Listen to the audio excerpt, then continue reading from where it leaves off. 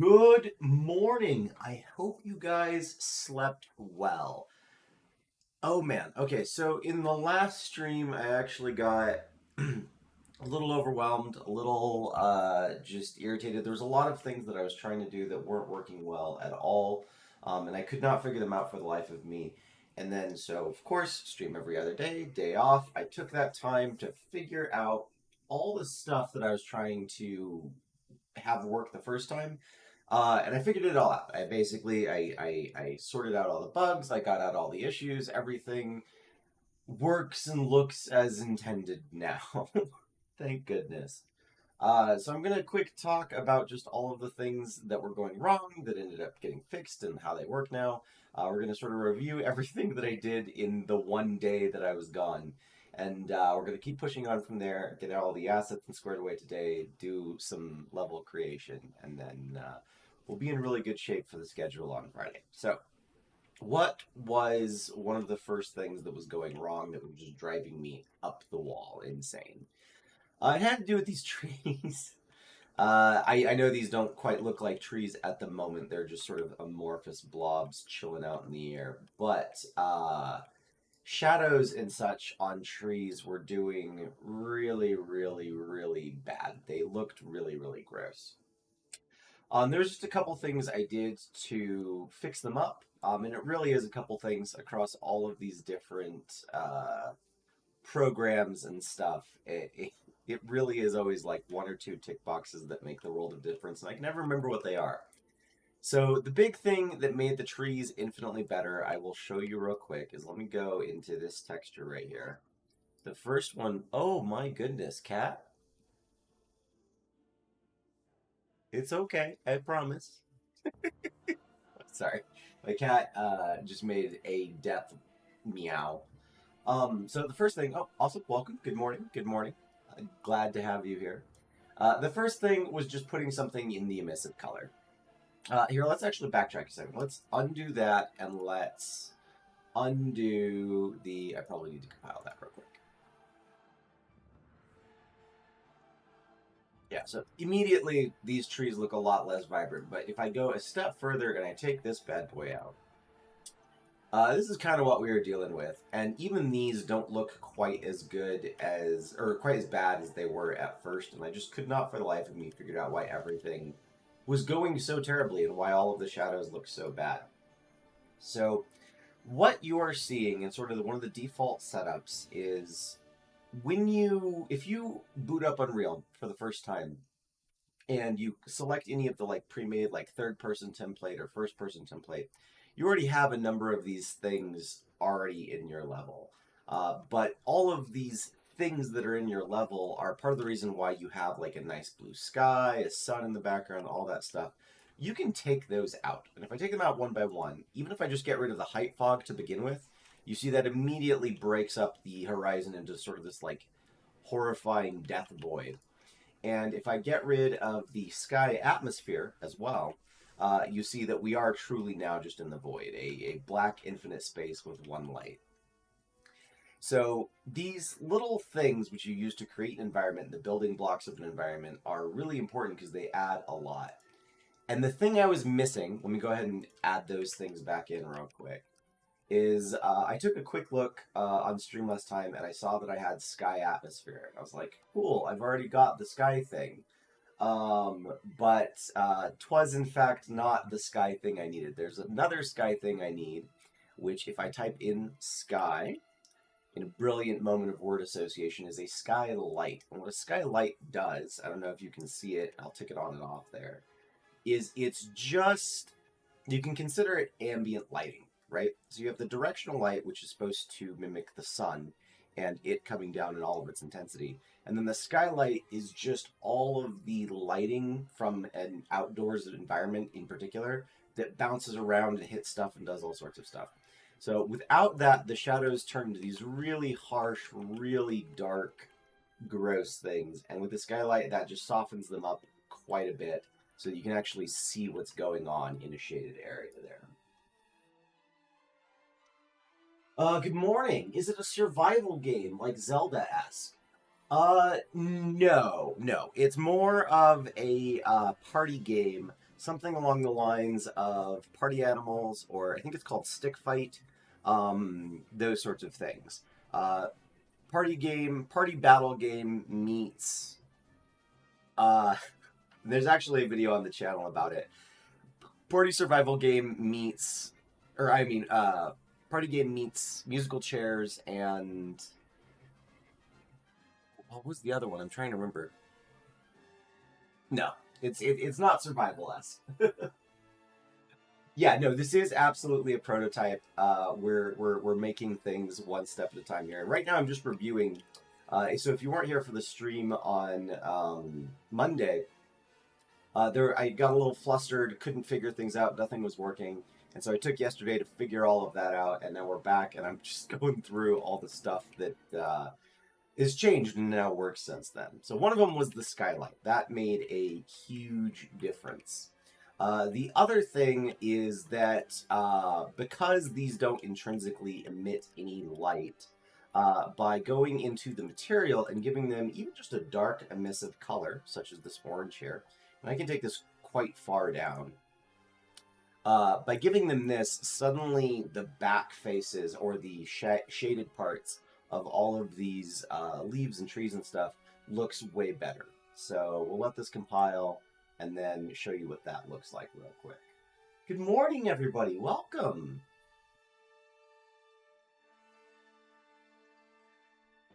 Covering all of the problem solving I did just the other day. So I don't know if you can see the difference in just how dark the back of these is, but basically it's not dark anymore. It's got this lovely sort of effect, as almost as if light were passing through and hitting the backs of these. So these were the two biggest offenders of my OG trees looking absolutely heinous. Is that those two things just weren't in place before. And like I say, I saw like that I had sky atmosphere, and I was like, I have it. It should be working. Why isn't my skylight doing anything? Well, it's because it's not a skylight. And then the small emissive material makes a huge difference as well. There's some other things that I did in here, which to those, if... Yeah, no, it's true. Everyone is making like Zelda games, or just Zelda over and over again. I feel like they've been doing that a lot since Breath of the Wild came out. Yes, I did work in the game industry. I'm always I always justify that statement more than I need to, like a little bit of imposter syndrome, I guess. I specifically worked in we made augmented reality games. So it wasn't like console games, it wasn't computer games. I worked in augmented reality games, and I did that for 2 years. And then I have more than a decade experience doing hobbyist things, game jams, board games, and things of that nature.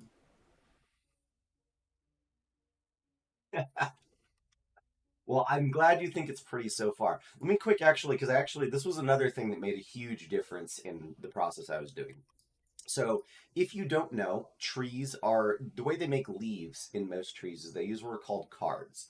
And a card is just a flat plane, and then it has an alpha cutout on it. So, this would be an alpha sheet where you have just black and white. It's just a black and white image. And then you would do like a cutout of leaves where you have a black background and white leaves sort of in a spatter pattern. You put that on a plane and make it so that the black is transparent, the white is visible, and then you scatter a whole bunch of those around in a volume in order to create trees. Or leaves. That's basically how you make leaves. If you don't see quite yet, and this is a vision that will come together today. Today's the day where all of this will finally start to like click now that the process has been sorted out a little bit more. But we're doing sort of a painterly thing. We've got sort of these brush strokes on the ground, and even a lot of these leaves, if I come in really, really close to them, you can tell that they look kind of just like one giant brush stroke through the air. That's sort of the theme we're going for, is like a painted world, but like literally painted. One of the things that added big detail and customizability over these trees is the fact that I started making them out of different brush strokes. So what we can see here is I've got like one alpha, which is all of these small strokes.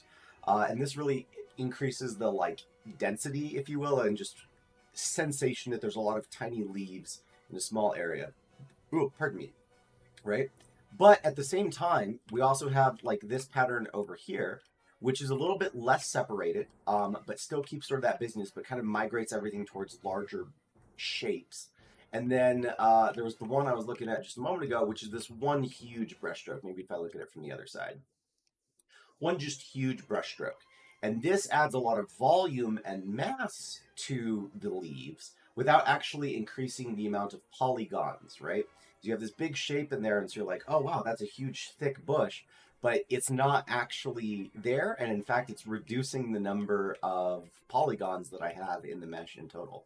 So these wild sort of painted trees, by mixing and matching the brush strokes I'm using, actually have a lot of customizability over what it is they look like, and sort of how that appears in game. And we'll be playing with that in a minute as well.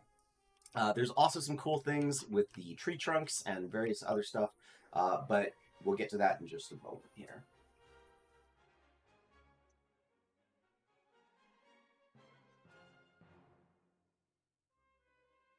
Heck yeah. Okay, so that's what we got going on over here in Unreal. Now that we figured that out, let's kick back over to Blender for a second. Our program that we're working in here. I went through and just remade a bunch of things so that they're a lot nicer than they were before. Some of these things include the flowers and such. And I'm actually just going to go back to a solid view for all of this. So we went through and we did the flowers, and we did a number of these things. I actually should be able to, let me try and pull in that tree real quick, and there might even be a way for me to quick show you what this tree will look like with a trunk attached to it. So we'll do File, Export, FBX here. Let me do this guy, just the selected object.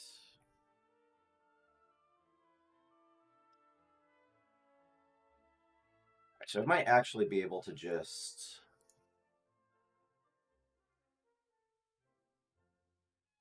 Perfect. Excellent. And if I'm not mistaken, I can actually take some of these. Give me just a moment here. This should have a trunk, and then this should have a stripes as well. Perfect. Okay, cool. So let me actually show you this because this is really cool. Oh, yeah. Please ask me questions. If you have questions about anything that's going on, how anything is done, why I'm doing things the way I am, please ask anything at all. That is part of the reason why I'm enjoying doing it this way as well. So birch trees, which are what these are supposed to be modeled after, are both famously yellow and also they have famously white trunks with sort of black markings on them. Is white paper birch trees. So here, that's sort of what we have going on in the environment. And the random floating bits of yellow look a lot better with the birch trees underneath.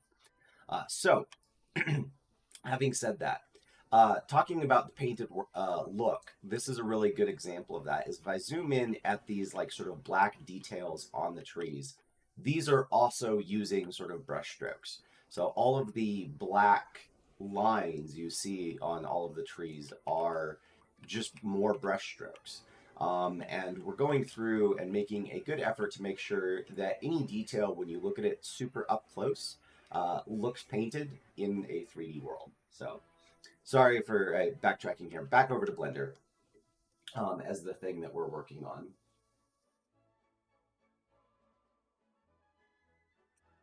Nice. So, whoops. What are we going to be doing today? Well, I have now in the complete section, I have 3 different bits of grass, which is great. I can't see my grass, and that's mildly concerning. Oh, no, sorry. We have 3 different kinds of flowers. So we have flower 1, flower 2, and flower 3. Those are exciting. We have our 3 different grasses here. Those are exciting as well. We're going to remake from scratch, just so I can show you the process and talk about it, because that's what I refined yesterday. a couple different trees. I personally love birch trees. I think they're very, very pretty. So we're going to make 2 to 3 birch trees from scratch. And then I might make specifically like one mushroom, one rock, and then gonna call that for the sort of like nature assets. So we'll have some flowers, some grass, a rock, a mushroom, and then a couple different trees, and then we're gonna call it there for that. And that'll be all of the starter assets we have for version 0.1, or I mean, zero point 0.01, version 1. Version 1. What are my top 3 favorite games? Oh, goodness. Let me think about that for just a second while I ramble on about making trees. Actually, no. I think, no. I think I can answer that real quick, actually. Top 3 favorite games. I'm going to write it in chat so I can keep track of my thought process. Um, Bloodborne is number 1. I think Final Fantasy VII Remake might be number 2. And number 3. Oh gosh. You know what? I'm happy. I'm happy. I was surprised. I was not going to say this. I'm actually happy to toss Baldur's Gate 3 in there. Baldur's Gate 3 as top third favorite game of all time. There's my top 3 favorite games. And then as for more info about this beautiful world, that's a bit tricky because I can't particularly give you more information about it, but I can, as a trade-off, I can make it right in front of your very eyes. So hopefully that works okay. So yeah, so we're just going to make a couple trees, and we're going to start with making trees. We'll gather a bit of reference and just go through the process step by step this time, except we'll be doing it correctly this time. That's what we were supposed to be doing last time, but it was not working well. So I'm going to take, I have just one vertex here, and I'm taking it up just a little bit. And I measured, did some like reference arounds as best as I could, and found that I would say most birch trees from photos, because I live in the desert, I don't even have birch trees around me. I've only gotten to see them in like a forest setting a few times. But they look like they cap out at about 3 times human height, more or less. In fact, let me go ahead and pull up some birch tree references at the moment. So we can take a look at birch trees together. And I'm on Google Images, so all like fair warning that who knows what happens on Google Images. So yeah, these are kind of what we're modeled after is these. And maybe they go 3 to 4 times person height, maybe. I don't know. I realize that there's a lot of different, like there's even different kinds of birch trees. But anyway, we're going to make a couple of them. So first thing to do is I've pulled up this string of vertices here. And what I'm going to do is I'm going to go into the modifiers tab. I'm going to create a couple modifiers starting with subdivision surface. And then after that, we will do skin. Goodness, I don't like this new menu that they've done at all. Skin, smooth shading. And then the last one we'll do is another subdivision surface. So now we have this.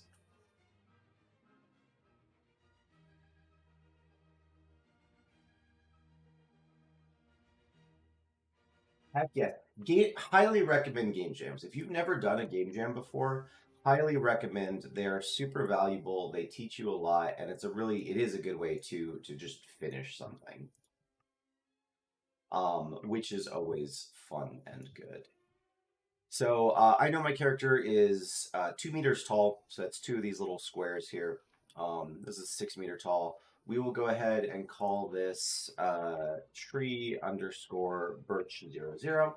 And we're going to make a couple of these. We're going to make birch 01 and birch 02. We'll rename these real quick.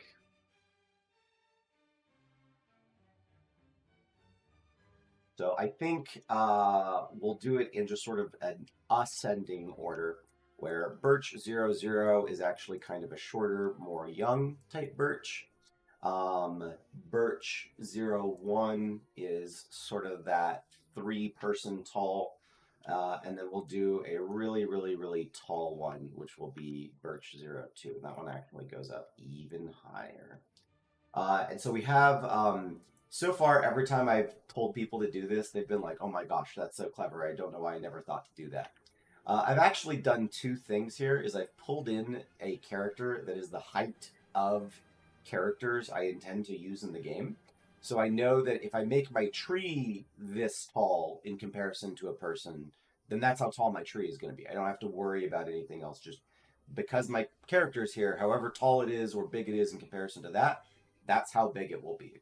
And I also added in a camera so that I can see what it will look like in the game, right? So if I'm trying to work on a little tiny detail and I can't even see it from here, then there's no need for me to be working on that detail. So always make sure you do scale in your games because it's important.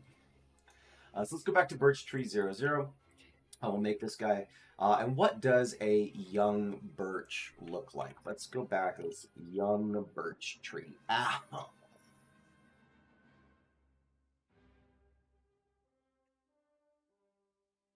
I need like a black screen. I just hit my elbow. It's fine. I can. I'm fine. I'm fine. That really hurt. Oh, it's fine. It's fine. It's fine. I'm tingly, but it's fine. So it looks like young birch trees are actually quite thin, which I both does and doesn't surprise me. Again, I live in a desert, so I don't get to see very many of these trees very often. But I am also noticing that it looks like there's a lot of this sort of clumping thing going on. I see that a lot in some places where there's, I guess, multiple trees that are trying to grow, and then only the strong survive. So we're going to go with that kind of as our approach here. So if I take all of these and I make it quite thin, something more along those lines here, and we'll take some of these shapes and stretch them out so that they're not quite as uniform.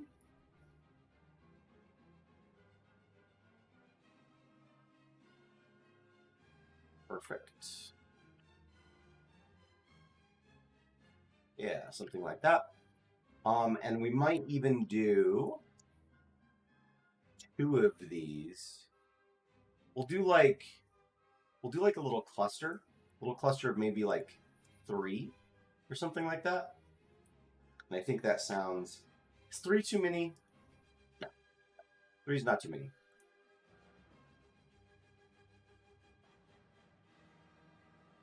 Yeah. So this guy will be plenty thin, just like that, as he's sort of just growing up here. This is going to be our first, like, sort of small one here. And he's desperately trying to get out here and get some light, I think, growing at a pretty wacky angle. We've got our second guy here, which is doing all right. Maybe asserting a little dominance over the taller tree.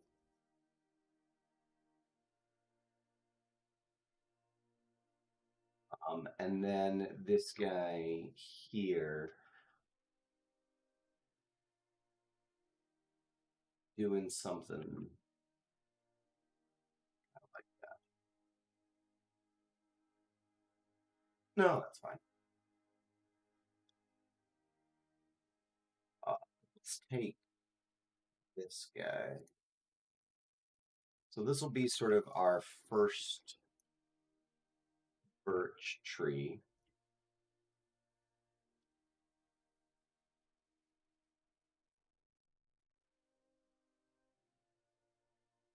Something like that. And then what we'll do is we'll bring in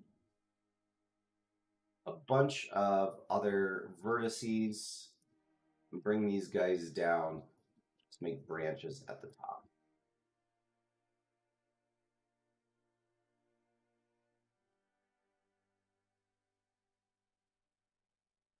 And this is the process of making trees. However, gotta make sure my Sonata and Lift music is still going.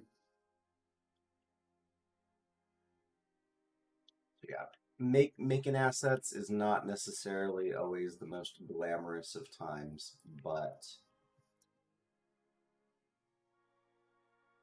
it is crazy important.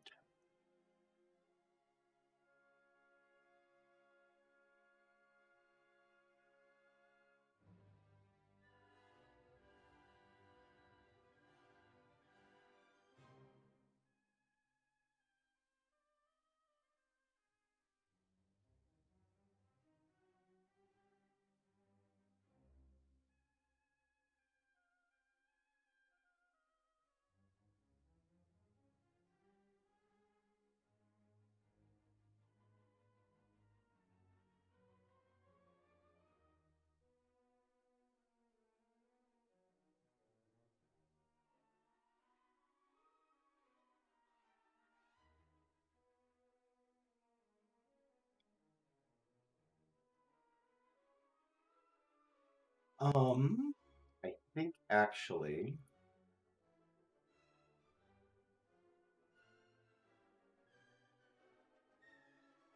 yeah.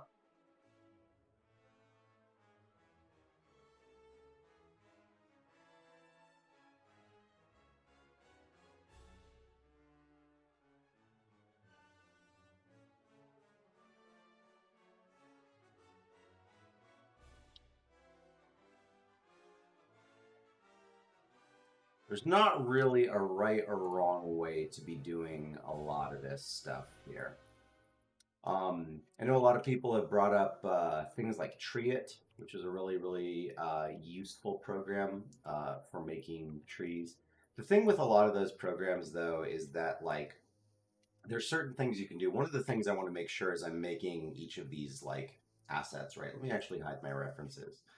Is there's a lot of things you can do to get extra mileage out of your assets, whether they're like industrial or natural or whatever it is. In this case, doing trees here, one of the things I want to make sure is that my trees have like variations depending on the angle that you're looking at them from. So here, if I look at my tree, just straight head on, right?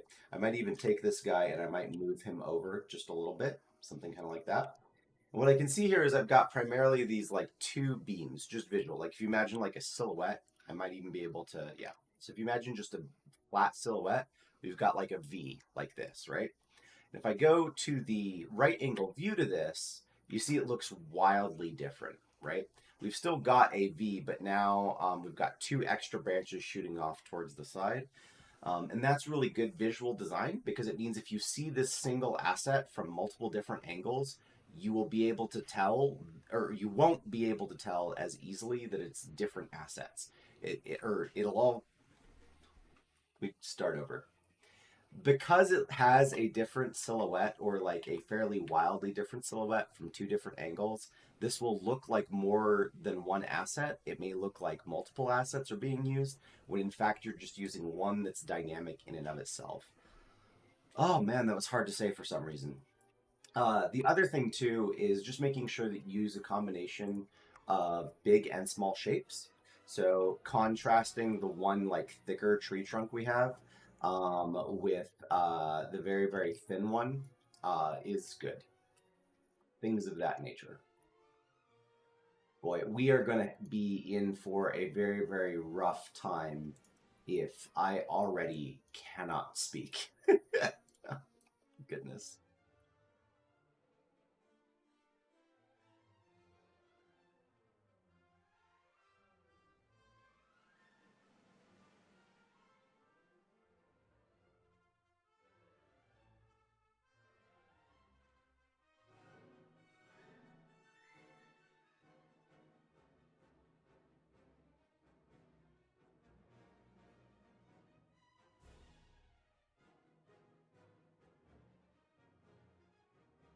But yeah, programs like Treeit, they just don't give you as much control over what things look like and getting that variance in shape that's so important, they offer a lot less opportunity to do that.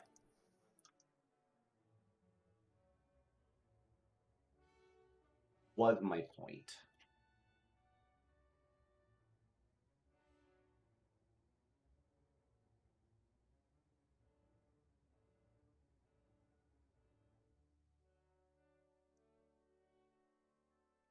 And then we'll add in some other little bibby bobs to make these a little bit less horn-like. You should be doing pretty good.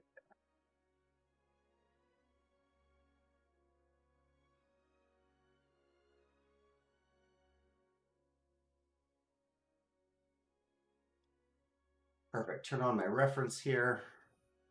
Perfect. Perfect, perfect, perfect. So this is going to be my first sort of small young birch tree here. We're going to do a few more things, add in a few more things to make this good to go, but otherwise that's about what we want.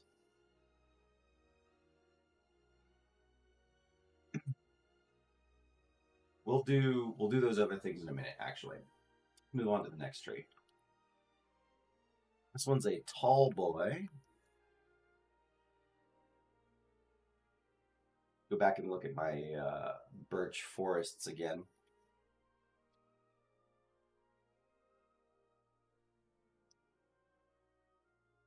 I really like this photo. Maybe our one super tall. No, I should have just one. I'm always nervous about having one straight tree, but there should be at least one. And this is probably the one to do it on here.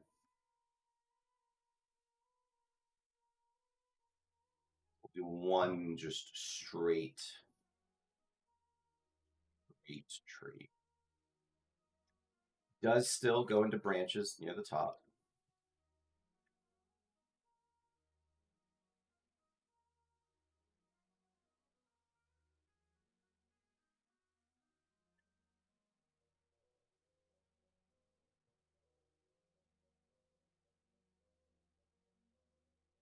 Otherwise is a remarkably straight tree.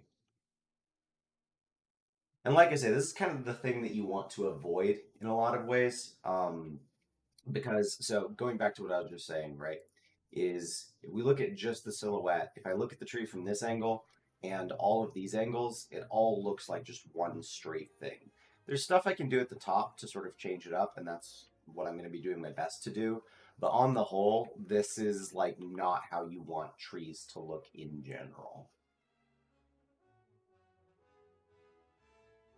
Oh, thank you so much. I appreciate you. You have a good day. Good luck on whatever it is you got working out up there. But I appreciate you. That's awesome. Someone who's been following me since the beginning. That was almost a full year ago. It'll be a full year ago come the 1st of January. It'll have been a full year. Which, oh man, what a wild year it's been. Lots of ups and downs. Lots of ups and downs.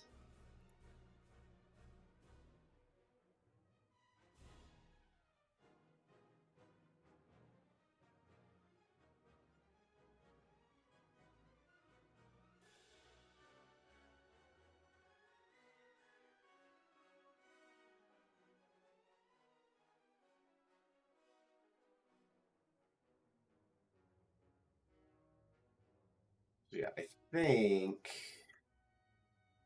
that something kind of like this might be our second birch tree. Another thing I super like about birch trees is that they're very like consistent in their size. They're like diameter the whole way up, which I find very strange for a tree in general. I've done a chunk of like just woodworking in my life. Does anyone happen to know if birch tree wood, if like birch wood is is it a hardwood? Is it a softwood? Does anyone happen to know? Is it somewhere in the middle?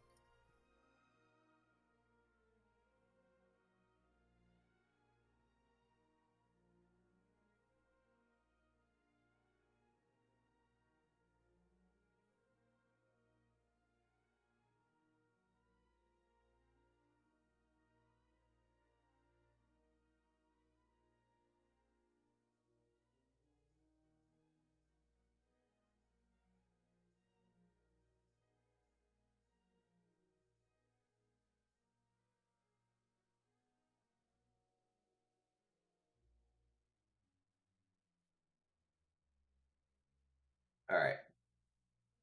This will be our second tree, just kind of a straight normal tree. Uh, One of the things about this guy, so again, just trying to keep in mind that idea that I want my silhouettes to be different, is I specifically made sure that there's at least one axis where my branches are like in line with each other, which having only one split means that there's always going to be something like that. But here we've got like a singular thing and then like a split from this angle. So still about as good as you can get. And then this one, I really, really want to model it right after this tree, like this exact thing going up here, because I just think this is so pretty. So I'm going to go ahead, I'm going to take that off onto my other screen for a second here, hide you guys for just a minute while I lay out the foundations of this guy. Probably don't need that, probably don't need that. So there's two trees, right? Um, and this guy comes up and does kind of a split here.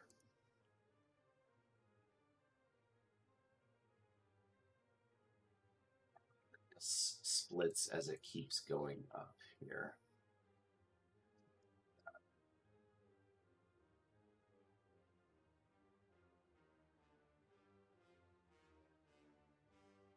Perfect.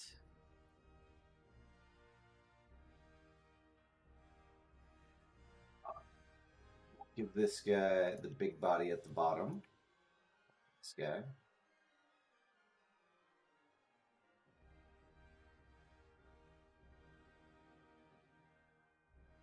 Here, I need to do a little bit of mumbo jumbo in order to get that to work.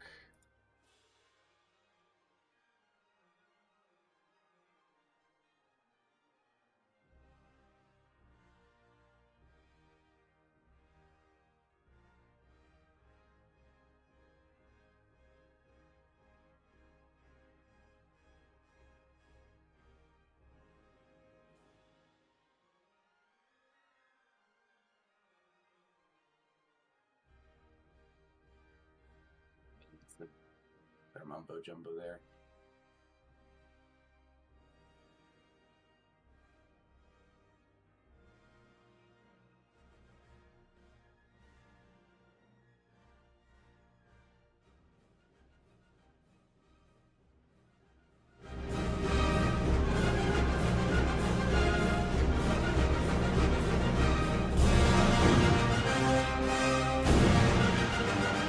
You guys don't might be turning that up. Oh,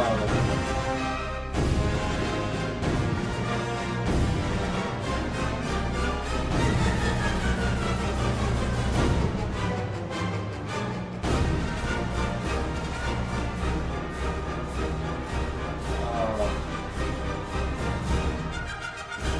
It's super silly because like so much classical music is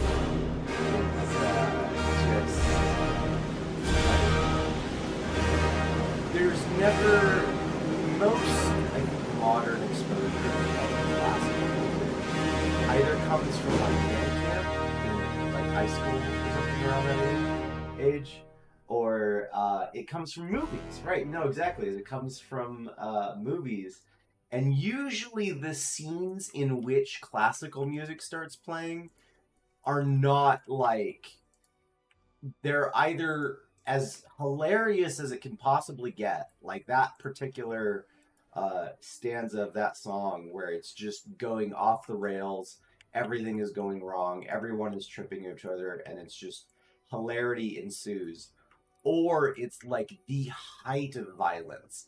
Like you could not imagine that gore and just physical violence could reach the extremes it's reaching when that kind of music starts playing.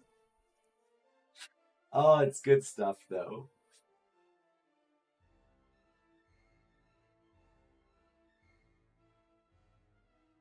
Is it? Is it? I can look real quick.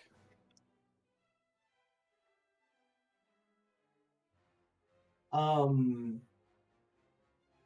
yeah, Tchaikovsky. This is a playlist I found online, which is Sweat, Lift, and Sonata, which, perfect. That's exactly what I want to be doing in my spare time. Sweating, lifting, and sonata-inging.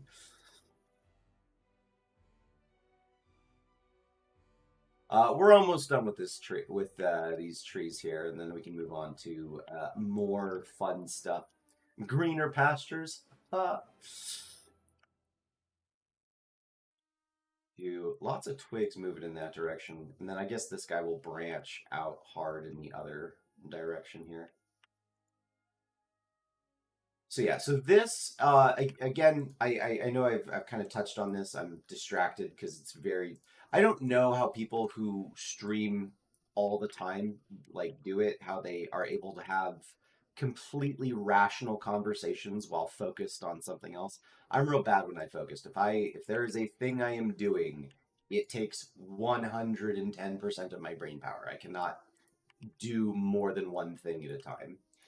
I love just in professional environments, the frequency with which I'll have like a higher up, someone trying to tell me it's like, hey, okay, so I need you to do this, this, and this. And I say like, hey, is it okay if I come back to you to remind me of that list at some point, or could you write it down for me? And they're like, yeah, that's no problem. I was like, great. I'm gonna go do the first thing and then come back. Like I can do that one thing really quickly.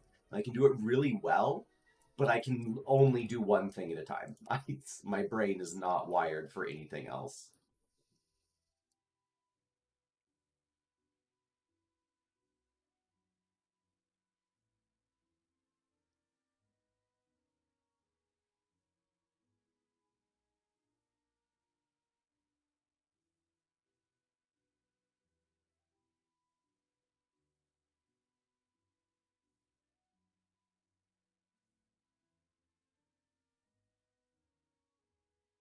Which also is like a fun side note. If you're ever in like a professional environment, and you have someone who's just asking things like, "Hey, is it cool if it's this way, or is it cool if it's the other way?" Part of like being just in a professional environment is you can answer no to things.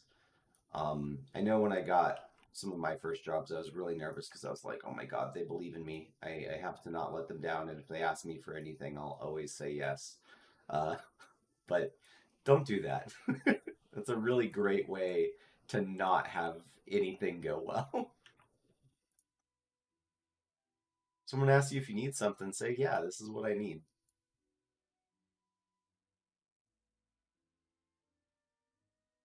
Good morning. Hello. Hello, everyone. Hope you rested well. Hope you got some meaningful rest. Which coincidentally, just on the topic of, so if you've been following my channel or any of the videos I've posted for any amount of time here, uh, always start with good morning. More recently, I've been starting with good morning and ending with good night, and I hope you get some rest. Uh, Monday's stream is a like perfect example. Is I worked for about 6 hours. I wanted to do a really long day that day, but I psyched myself out in the middle of it. Um, and I could have kept pushing. I could have kept doing stuff. But if I was already making the number of mistakes that I was making, I didn't want to have that continue, right? So I stopped and I was like, okay, I will just take a moment, take a breather, and then come back. And just doing little things like that sometimes is like really important in making sure that like the next day, so yesterday, I came back and I worked for like 9 hours or more. And it wasn't because I wanted to work like an extra long day. It's because I was just having fun. Sorry, enough about work environment. Uh, Going back to, and someone actually just brought up Tree It again. Um, Tree It is great. I love things like Tree It. But there are certain qualities that you can't get in Tree It, or you don't really have direct control over as much, which is part of the reason why I'm doing it this way. So, for example, I was talking about how important silhouette is. And here, if I take a look at the front of my object, I would say that this tree has a really, really strong silhouette from this side. But if I go here, this is an example of a really, really, really weak silhouette. And more importantly, it's also got a weak silhouette in comparison to another tree that I have, which has the same silhouette already. So, and that might even be like excusable for birch trees, just given the nature of what they tend to look like. But I specifically want to make sure that they're as different as possible from as many different angles as possible. So I'm going to take this whole guy here and I'm going to kind of scooch him over more in this direction. I'm going to kind of scooch this guy more over in this direction just to break up that one singular like line.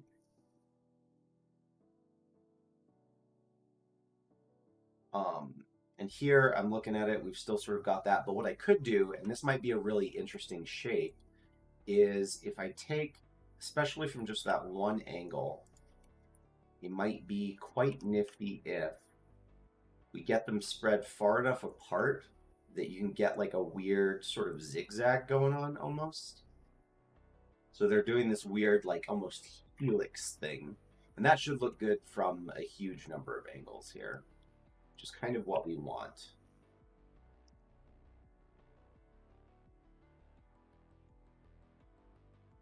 Yeah, I think I'm going to go for kind of that helix thing.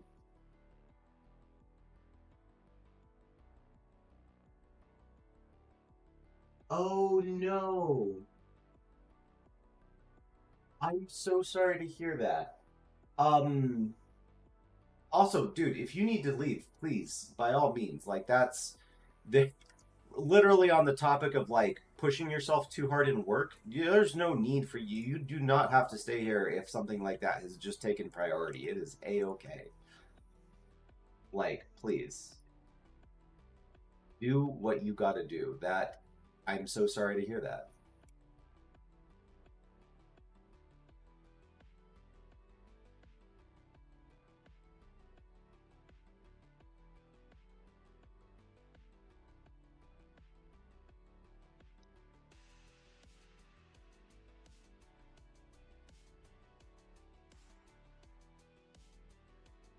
This is a little unrealistic for birch trees, but I'm okay with it.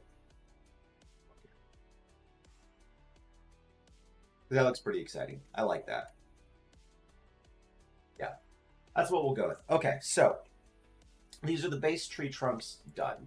I did not do this last time, but this is something I'm absolutely going to do this time. So we're going to go through, we're going to apply all of our modifiers and turn this into just actual real geometry.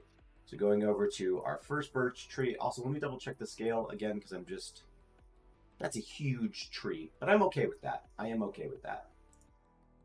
Am I okay with that? I'm trying to decide if I'm okay with that. 2, 4, 6, 8. Kind of tall. I didn't quite mean for it to get that tall.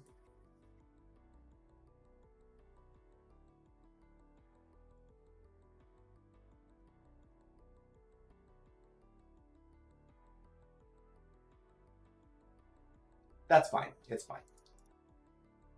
So tree number 1. And it's important that, so the reason why we're doing, and I can actually describe this real quick. My modifier stack is specifically subdivision surface, skin modifier, and then subdivision surface modifier again, right? So subdiv, skin, subdiv.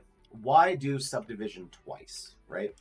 The first subdivision is strictly only making it so that as I pull out these lines and form these branches using just single vertices, right here we have like a really, really hard edge. And the first subdivision surface, I don't know if you can see this like thin dark line right in sort of here, right? But that's what that first subdivision surface is doing, is it's turning these lines into much smoother transitions, so we don't have any hard angles. Then we take that and we skin that. That creates this very, very blocky outline here, like such. And then we subdivide that in order to smooth it out. So by going through that process of just doing boom, boom, boom, you end up with much nicer results than if you were to not have this first subdivision surface in there. So let's go ahead and apply all of these in order, right? Going back into object mode, first, second, and then third, and then we'll go down to this guy here, first, second, and third, and finally down to here, turn him on, and do first, second. So, while there are a lot of parts of this process that we don't need to worry too much about poly counts, like we can do some really high resolution stuff because nanite is incredible. Oh, I'm sorry to hear about that. Fair enough. Well, my condolences for sure. Losing a pet is always can be anyway. So because we're not super worried about poly counts, but we do need to make sure that they're at least like reasonable. What you can see here is that with the way subdivision surface works is it's kind of indiscriminate, right? So we have all of these essentially rings in here that don't need to be there. They're not doing anything. They're just adding in extra processing for like literally no good reason. So this is probably going to be the most boring part of all of today's stream because I'm going to go through and I'm going to take out a whole bunch of rings from each of these three trees. And I'm so sorry because it's not going to be particularly exciting, but it is going to just improve the processing power of each, or I guess the memory footprint of each of these trees by a huge amount. So if we take a look real quick, top left corner, we are currently at 5,996 triangles just for these trees, right? Let's start taking out vertices, doing just a smidge of optimization and see what we can get that down to. So I'm pretty sure we can get it down to a lot less than that. So we'll take just a number of these, dissolve edges. Oh, we're no longer in, hold on. Yeah. Oops. So I am keeping in a couple rings here and there whenever the twists and turns of the major tree seem to like here there's a very, very slight angle. It's very slight, but I might leave that in and then take out like these two. Okay. So we have that sort of thing going on. Coming up to here, I can definitely take out those two, leave in maybe that, take these guys out. A lot of this will be covered by tree leaves as well, so there's not necessarily a super large need to keep all of these in. They're also not going to be deforming, so it's just extra memory that I don't need to be spending here.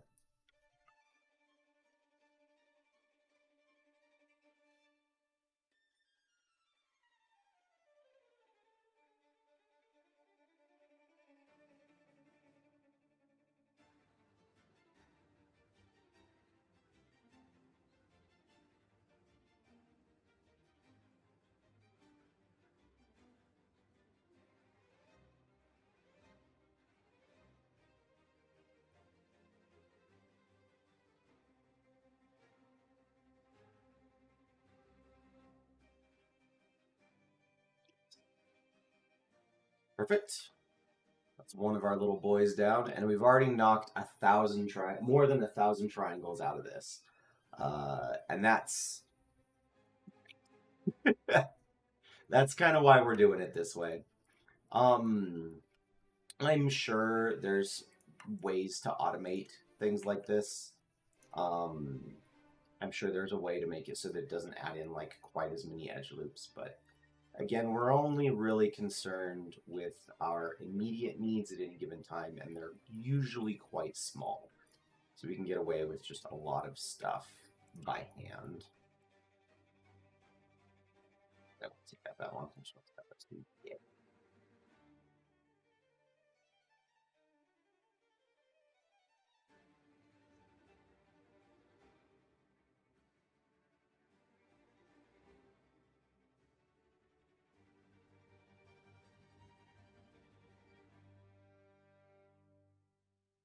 Perfect.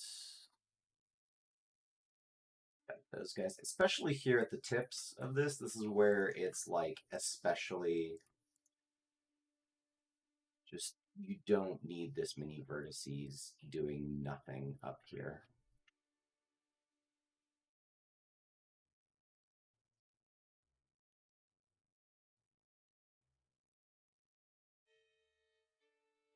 So while I go through this insanely boring process, how's everyone doing? Any fun stories to tell? Any cool gaming news going on out in the world there?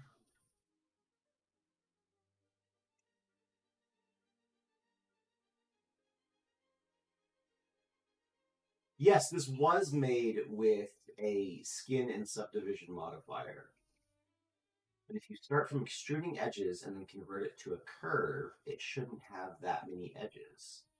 No, I'm not using a curve object. This was just using vertices with the skin modifier. So I did not know that. Um, that might be a tip for use later, though. Strictly as I've already applied these guys, and I'm gonna sunken time fallacy the living hell out of this. Just keep plowing along. But that's cool. I didn't know that. No cool gaming news until this is out.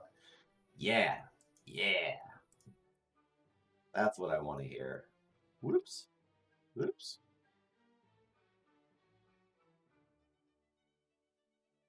Whoops. Lots of whoops.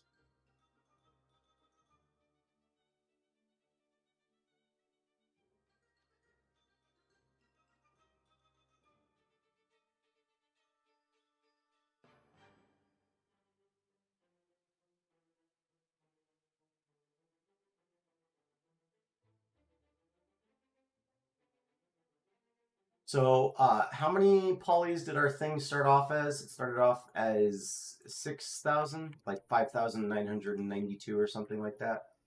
And by just taking out some excess information that we didn't need in the first place, we have this, looks basically the same, looks smooth and everything, and uses 2,500 polygons. That's great. Yeah, for sure. So, literally, the only thing that we've done so far, in order to get to this point, is we went through and we took a single vertex and extruded it out. And we gave that vertex those vertices, three modifiers. First was a subdivision surface to round out the curves between the vertices, a skin modifier on all of that, which wraps the whole thing in a square shape, and then given that another subdivision surface modifier. So subdiv, skin, and then subdiv again in order to get these rounded shapes here. And that was it. Everything else is just sculpting here. So if you're like, wow, why does that tree look good? First of all, thank you. And second of all, it's just because we like took some time, looked at reference, and we're trying to make birch trees specifically. And that's it. That's the whole process we've done so far. But there are some interesting techniques coming up once I finish pulling out a lot of the unnecessary polygon information. So stay tuned.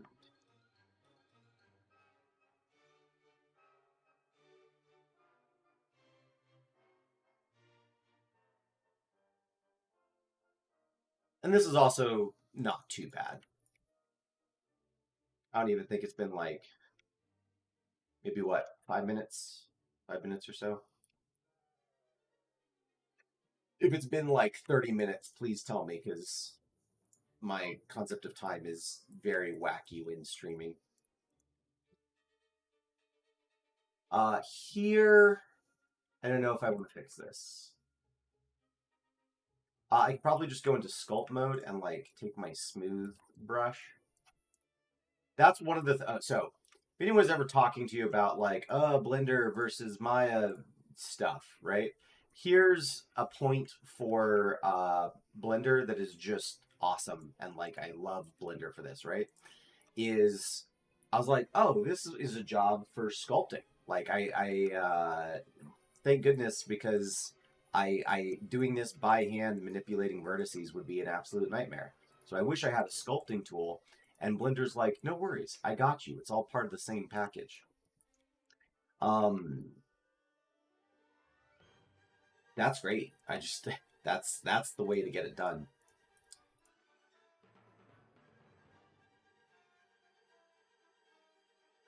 That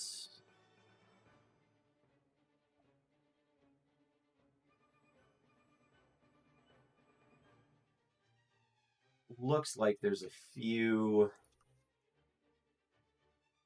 things I didn't quite yet.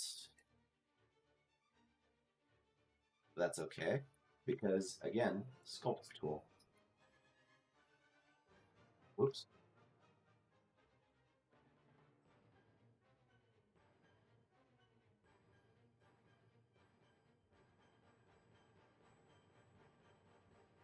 That's a great point. I don't know how Maya came to be the industry standard.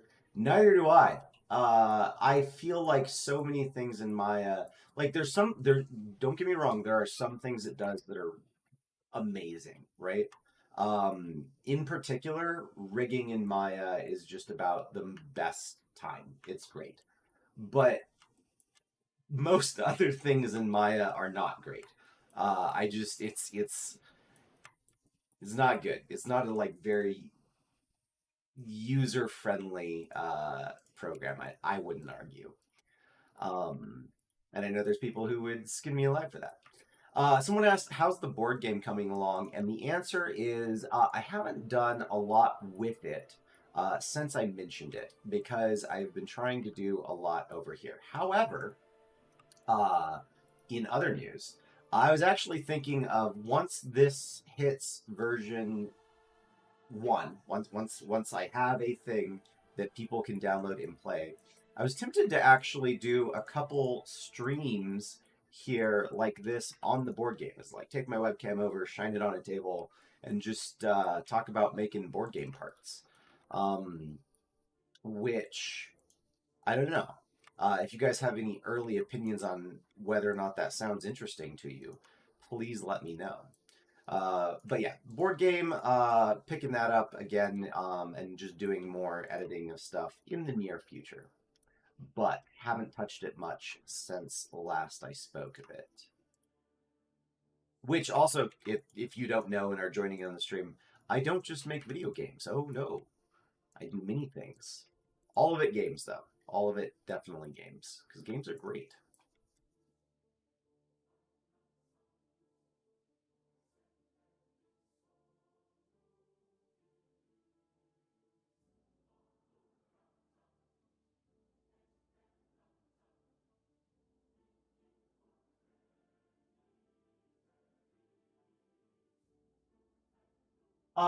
So that is probably just talking about the difference between Maya and Blender, and how Maya's got really, really good integration tools.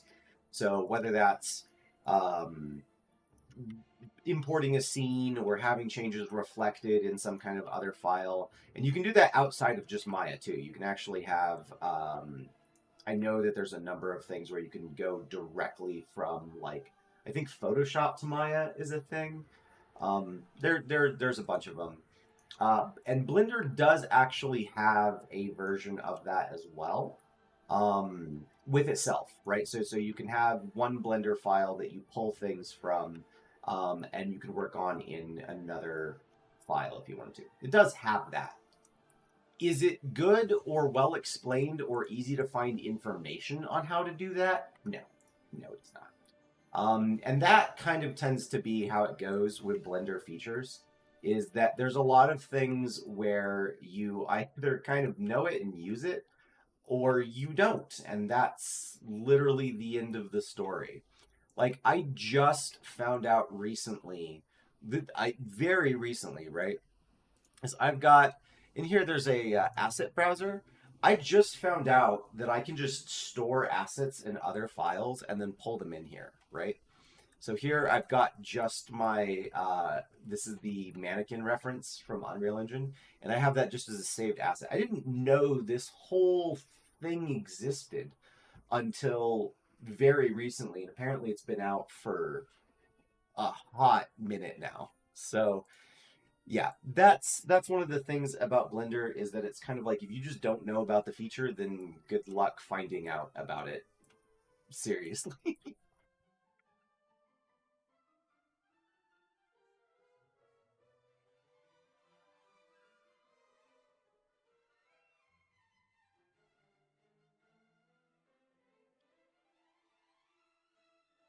Do, do, do.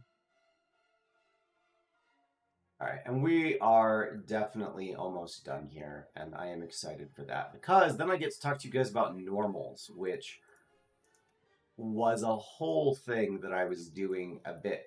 I wasn't doing it wrong per se. I just learned a lot about it through doing some experimentation yesterday, um, which is what we will get to in but a moment here.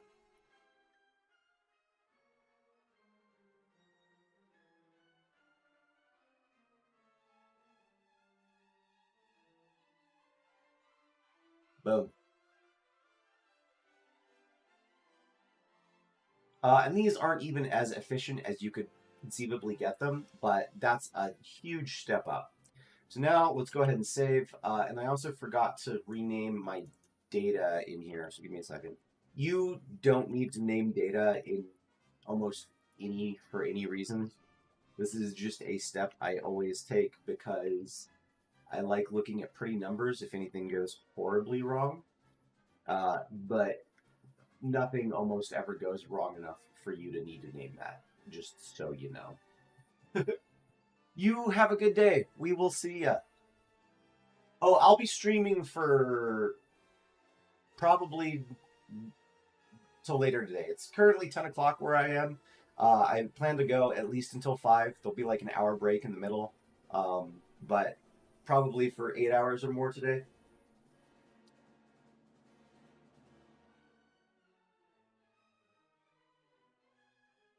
Okay, so we've got our trees. We've got the base form of our trees now. The next thing to add in is the volumes for leaves. And it's as I add in the volumes for leaves, I want to like quick talk a bit about normals and just what's going on with normals in general. So I said previously, and I meant this, that I think it's your understanding of normals, both vertex and face normals, that determines how good of a modeler you are, right? So just your understanding of normals and what they can do in any 3D program is what makes you good at 3D modeling. So I'm going to do a couple little example models here to sort of show you what the idea was, what we were doing previously, why that's maybe not how I'm going to do it this time, and a bunch of other stuff. So first, to talk about normals. This is, if there's nothing else you learn or look at today, let it be this. So a normal is, most fundamentally, there's two kinds of normals. There's vertex normals and there's face normals. A face normal is the direction that a single face in a 3D model is pointing, for lack of a better description. So here I have a flat plane on the right, and if I go into edit mode and I turn on my face normals, you'll see this big giant blue line. And you see that the blue line is only coming out one side of the face. That means that this particular face is facing straight up. Like that blue line is the direction that the face is pointing. And you can see very clearly, like if I rotate it and I move it, it's always pointing perpendicular to the face, right? So if I come over here to my sphere, suddenly you see each face has its own normal, right? And that determines essentially just the directionality of any image that's placed on that face. But there's another kind of normal as well. This is very like equally important, which is called a vertex normal. So each point also has a normal. And I could turn those on and those will appear pink, right? And let me make them a lot less massive and turn off the face normals for a second. So we'll go right? So you can see if I zoom way in here, maybe I could make them a little bit bigger for the sake of the YouTube video. So you can see at each of these points, there's actually a number of vertex normals that are coming off of each of these points, right? And these determine how lighting information interacts with each of these faces, right? And what we can see if we go back to our plane over here, right, is this has the same thing, is it's got 4 vertices, one at each corner, and each one has their normals pointing straight up, right, which is awesome. If I go back to the cube here, the reason why this cube looks, the reason why this sphere looks faceted, like there's individual faces on it, is because if we go into the normals, you can see that I've got just this one face here, and it's got its 4 vertex normals, which are pointed straight up, right? And then it's next to another face that is slightly angled to it, and it is pointing also straight up. So if I exaggerate a little bit here, we look like this. With these vertex normals going this way, and these vertex normals going this way, that's what's creating these little flares and fans, right? I'm going to turn on auto smoothing and watch what happens. Or maybe not here. I'm going to hit shade smooth. There we go. Suddenly, all of the vertex normals at each of these points are no longer these little clusters of 4. They all look like there's just one vertex normal. In truth, there are still 4 vertex normals at each of these vertices, like one for this face, one for this face, one for this face, and this face. But the thing is that now they're all pointing in the same direction, which is averaged between the 4 faces. So this vertex normal is now pointing at the average direction of these 4 faces. And because of that, when light hits it, it says, okay, there's actually not a facet there, it's a smooth surface. And that's literally what shade smooth does, is it smooths out your vertex normals so it looks like there's a sort of continuous smoothness to it, continuous lighting information, as opposed to being faceted, right? This is faceted, these are separated vertex normals, this is not faceted, these are averaged vertex normals. So that's what normals do, right? On a very basic level. But they can get far more interesting and complex than that. So here I've gone down into a solid view, right? And what I'm going to do is, here we've got our plane, and for this plane, all of the normals are facing straight up, right? So because they're facing straight up, if I move the camera around, if I look at it straight down like this, straight on, I'm looking at it where the light is most intense, and so it's very bright. And as I start to move my camera down at a more oblique angle, it starts to get darker and darker and darker and darker until finally we go underneath it, like we pass below this horizontal point, and now everything down here is shadow until we flip around again. But that's only because of the lighting mode. So the more the more perpendicular I am to the normals and parallel to the face, the darker the shading of this gets, right? Here's the thing about normals. Here's why any of this matters. You can adjust the normals of any object, and specifically I'm talking about the vertex normals. You can also flip the face normals, but those are pretty rigid. The vertex normals, though, can be totally adjusted, right? So I'm going to select everything, do this, and what I'm doing is I'm having all of the normals now point to a target. If I turn on my ghosty mode, you can see that the target they're all currently pointing to is at the very center of this sphere, which is not particularly useful. I'm going to tick on two things here. Is I'm going to tick on a line. So now every vertex normal is pointing at the same angle towards an object, right? And then I'm going to have the point that they're all pointing to be 100 meters straight above the object. And what you see here is now all of these purple lines, so the vertex normals of each vertex in this mesh is pointing straight up, right? Despite the fact that they're all covering and making a sphere. So what's interesting now, right, is the lighting information as light hits this sphere. Remember, all we've done is we've taken the vertex normals and they're pointing straight up, just like the vertex normals of this plane. They're pointing straight up. So now the lighting information on these two things is the same no matter how we look at it. So when we look at this, right, when we look straight down, they both appear very bright. And as we start to move the camera down, they get darker and darker and darker and darker until we go finally underneath them, right? So this sphere, despite being a 3D object in like a 3D environment that is round and spherical, is being shaded as if it were a flat plane.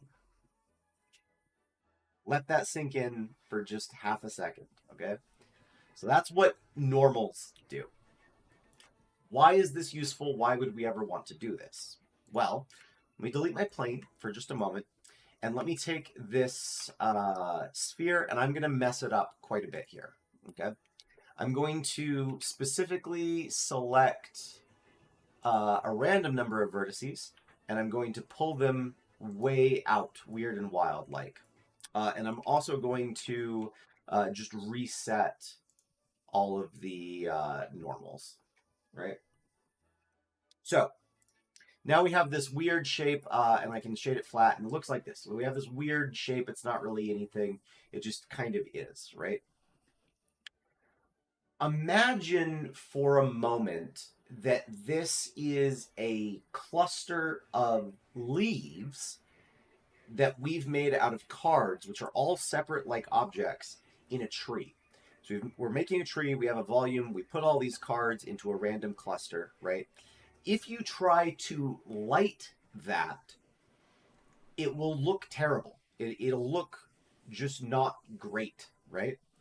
So what we were trying to do in the last video, right, or in the last stream, is we would take a object that was a duplicate of our volume, and we would do something very specific. Because I'd say, okay, I want you, and I would take the big cluster of leaves, right, and say, okay, I'm going to go in, I'm going to give you a modifier called data transfer. And I want you to grab data from the volume you were made of. In this case, a sphere, right? And the data that I want you to grab specifically is all of the normal data from that other object. So if I then like hide my sphere real quick, you can see despite it being jagged, right, the light source and the shadow, it's illuminated as if it were a smooth sphere, right?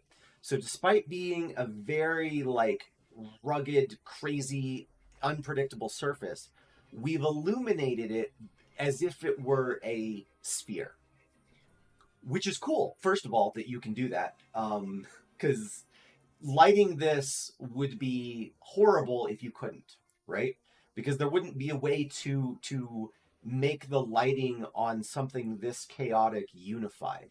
And since we're working in game dev and we frequently have models where we're trying to cut as many corners as possible so that the game can run, you frequently end up with things that on the geometry level look this obscene and weird, right? So what we were doing with the leaves is we were making a shape and saying that I want you to have the normal information of this shape. And if I go in here, we can also see that, again, all of the vertex normals are oriented in a sphere-like pattern. Here is where I came to kind of a realization about why this doesn't work that great. right? And why I don't really want to do it this way, and why we're going to be doing it a slightly different way, and it's just better that we're doing it this way. The realization was this: if I take a card, right, and I place that card at the very center of my volume here, and let me just quick hide everything so you can see. You can see the problem already, right? The smaller this is, because it's at the very center of my volume and has this modifier on it, I've got essentially a plane that's being shaded like a sphere in a very small area, and it is terribly confused, right? This was causing huge shading problems because it just didn't know what to do. And that's most evident also just by the weird like blah of the normals, is that it's like, holy crap, which direction am I supposed to be facing? What is my normal? I do not know, right? This was causing problems with the leaves essentially at the center of a mass of leaves, is that it just didn't know what to do. So how do we address stuff like this? Well, instead of using a sphere to get the lighting information from this, which creates a sphere, we're going to use a different shape instead. And the goal is to create an egg pattern with our normals such that no normals are pointing straight down. What happens is if any normals are pointing straight down, yeah, correct. Good for things like metal, not great for things like leaves gently blowing in the wind. So the issue is these guys right here, right? When you have any normal painting down or facing down, if you put a light above that, because the normal is facing down, it's going to understand and say, okay, the light is above me and I'm facing down, therefore I am in shadow. I am a shaded leaf or whatever, right? Basically, we want that to not happen. So I'm going to use a different shape to create this normal information, right? And let's go ahead and make that real quick. So if I come back here, the thing I hid, oh, I probably shouldn't unhide everything. The thing I hid was a rando sphere. Wait, sphere. Okay, no, that's the wrong sphere. Sphere 001. Where is sphere 001?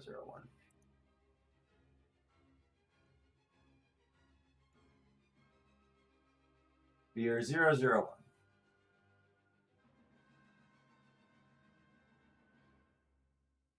You. Where are you? Okay, I see you. Ah, perfect. Right below the first sphere. Because of course it would be. So rather than using a sphere, what we're going to use a different shape instead. And that shape is, I have it saved right over here, is calling it the normal dome. And what it is it's just half a sphere, specifically lowered to about this height, right? So it's just above the very, very base of the shape that we want our normals to be affected for, right? And so I'll go ahead and hide that for now. Take this, and we're going to pull our normals from a different source, which is our normal dome. And then make sure all of this is set up as well. And then this is going to do something different with our normals here. And what this is going to do is it's going to shade it more like, kind of like a pine cone, right? So at the very, very base of the object here, we don't actually have any normals down, facing down. They are at best facing outward, flat, right? And then from there, it simply goes up. I could actually stand to raise the dome just a little bit. And you know what? I will. Something kind of like that.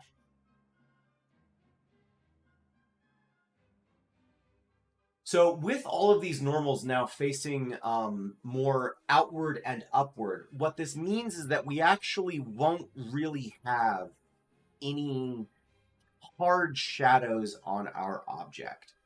Um, just because we're playing with the normals and we're making sure that at worst they are horizontal.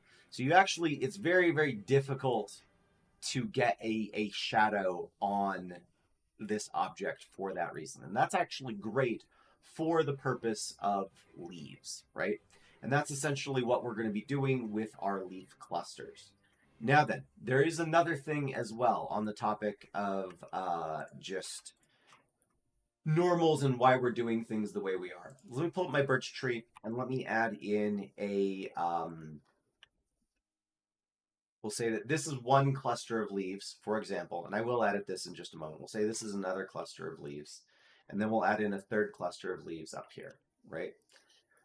I could turn all of these into leaves and then go through and take the normals of all of the leaves combined in total and set that to be based off of this dome. I could do that. But we don't want to do it that way. What we want to do is we want each individual cluster to be set off of its own dome placement.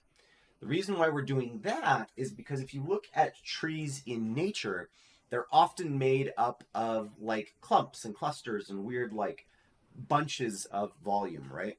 And essentially the thing is that if we did it all as one, right? I'm going to put these two so that they're sort of touching each other like this.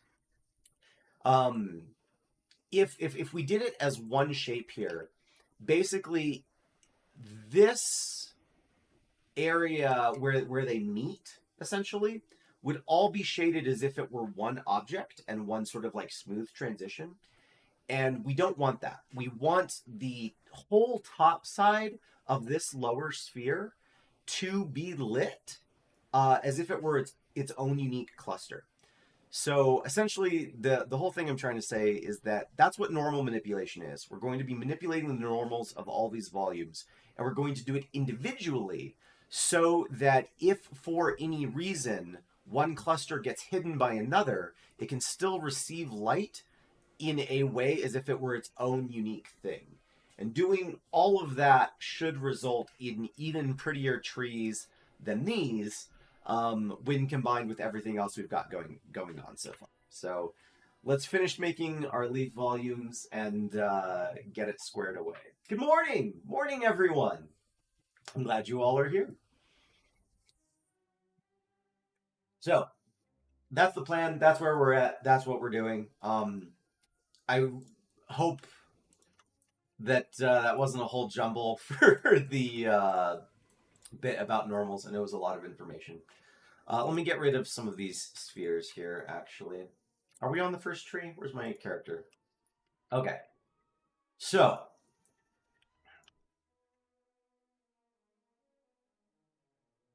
we're making individual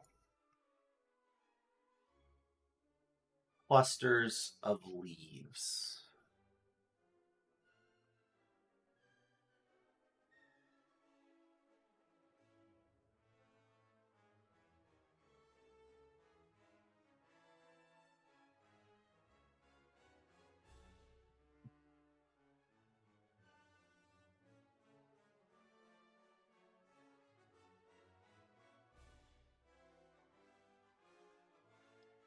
Perfect.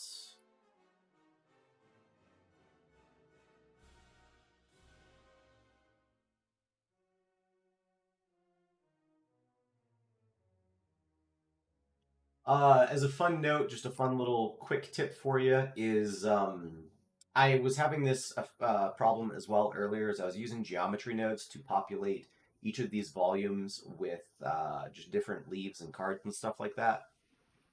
And one of the issues was that they were all scaled weird because the spheres beforehand were scaled and didn't have their transformations applied. So I just combined them, applied the transformation, and then re-separated them as a quick and dirty way to do that. So now I'm going to go in real fast to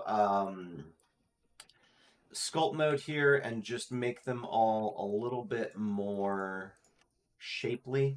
There's not really a plan or a goal here, just enough so that they're a little less uniform.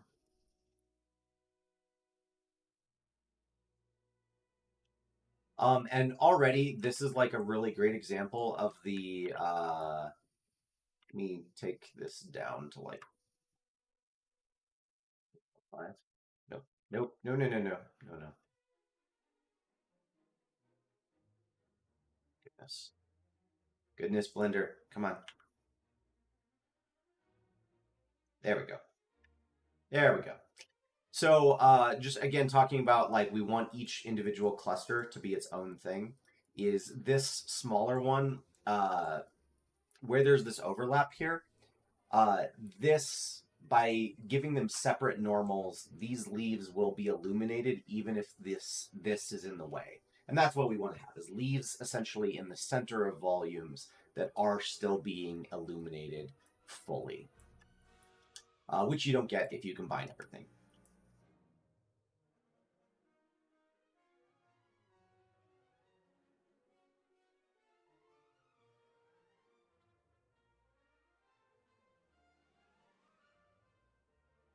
Oh yeah, easy. I'm so glad you asked. If you hit Control R while you are sculpting, you will remesh your object. So here, like if I pull this way out, you can see how stretched the polygons are. Control R and it remeshes everything. And then if you press the R key, no control, just R. Oh, hold on. My thing is saying that the internet is dying. Is the internet dying? Can you guys confirm or deny that the internet is okay?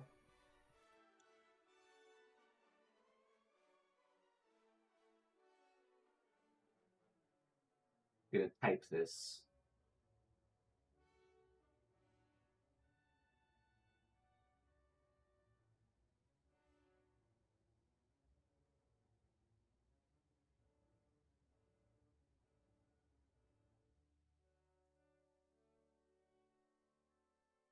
Well, fair enough. OBS is saying like I'm dropping literally thousands of frames right now.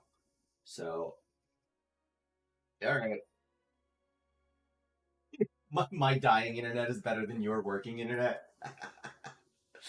Okay, so yeah, well then I'll just continue. Brief interlude there. So yeah, so in sculpt mode, if you press Control R, that will remesh everything.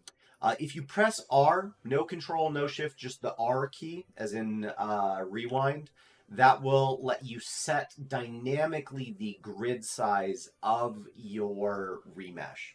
So, and it does not seem that I can actually type in numbers. Yeah, no. So unfortunately, this is a purely visual way of doing it. If you want a more accurate way, you'll still need to do that in the tools panel. But the shortcut is Control R to remesh and R to change the size.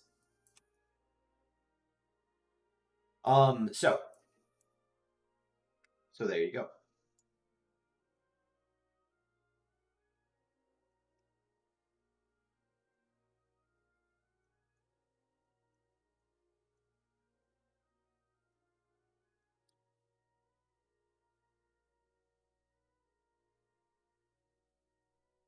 Coincidentally, there's also Alt Q, which does horrify me as a shortcut because Control Q is quit the program, which on that note I should save, and I just did.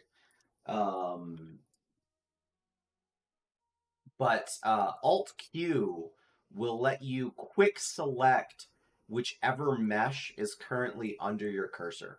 So currently each of these spheres is its own separate mesh, and I'm able to just flip between them without having to go into edit mode by pressing Alt Q.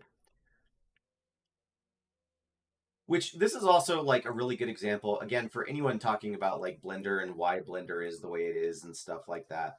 Is it was designed for speed, right? Like I don't have to switch between modes. I don't have to do anything. All of this is being done just at the tip of my fingers. All very intuitive, very like straightforward. It's very easy to do because I know the shortcuts, right? I know all of the keyboard not all of them, there's a lot, but I know a huge number of keyboard shortcuts to operate this program. And that's the thing, is that if you don't know a lot of these keyboard shortcuts, Blender becomes like a living nightmare of just like, how the hell do you do anything in this program? And learning the shortcuts in and of itself is like a Herculean feat. It's not easy to do. It's because I've been using the program for years and years and years that I've actually learned all of them. It's not because it's an intuitive process, right? So it's both good and bad, right? Once you actually know and are familiar with a lot of the things that you're trying to do, it becomes much easier. But leading up to that can be a really, really awful, excruciating process. And I think that's why a lot of people don't like Blender. But for sure, if you stick it out, like if you go through and you're like, I should learn the shortcuts, I should learn how to do all of the things. Um, Blender is a very rewarding program because you just can do everything very quickly.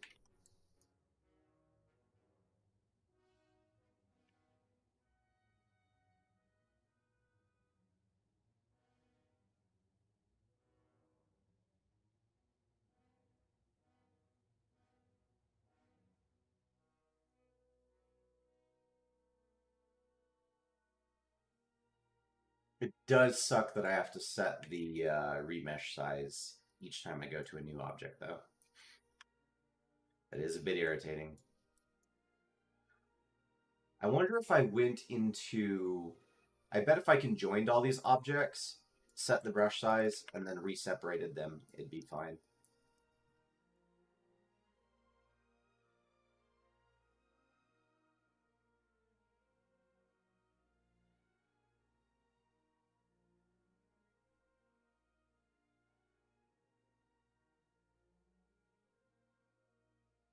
You have a good day. We'll see you. Thanks for coming in. I always appreciate people stopping by.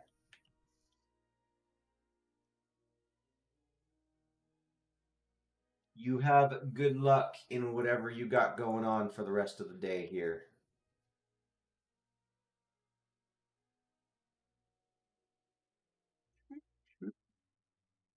Not really a method to this, just kind of figuring stuff. Okay, so we'll call this for these volumes. I don't know if I want to do all the volumes first, and then that's probably the smart way to do it. Since we've been doing it in like step by step by step for each tree, we should do it step by step for each tree. So for the moment, I'm going to go ahead and combine all of these into just one mesh so that I don't have an outliner that looks like the seventh layer of hell. Uh, so we'll call that Birch 00 underscore vol u. Alrighty, perfect. So we can hide those two. And then bring up our next tree here. And we're going to do just the same thing.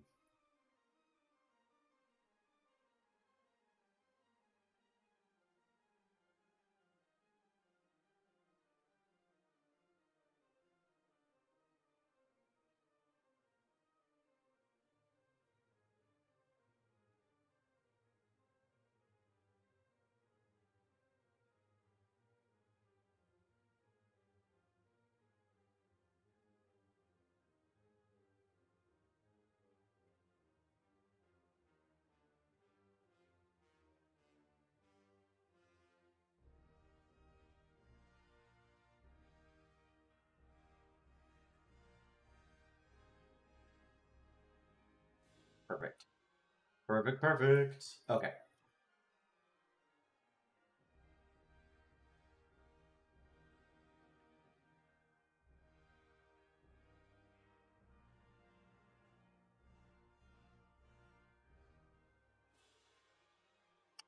I've thought about it and I've played around it with a little bit. Technically, what's really stupid about this is that it doesn't even make a tremendous amount of sense to be sculpting like this. So the statement is that I could use other modifiers, such as displacement modifiers, to probably streamline this a chunk, which is very true. Um, One of the things that's a bit silly about this whole sculpting process in general is just the fact that it's a bit moot because I'm going to be turning these into volumes. And then with those volumes, I'm going to be populating them with points and then specifically doing things to uh, extend those points outside of the volume, right? So everything is going to be given its own like kind of weird and local offsets, so that these volumes overlap in weird, dynamic, and interesting ways. So there's a lot of overkill to this process in general that just doesn't need to be there. Um, but I think it makes my brain feel good, uh, which is not really a good reason to do a lot of things. In fact, that's a very good reason to not do a lot of things. But just as far as this process is concerned, knowing that, like, okay, generally these are based off of a shape which was pleasing to begin with, does make my brain feel good. Like, I know that the source material that the randomness is drawing from um, was good to begin with. Like, it was a good distribution.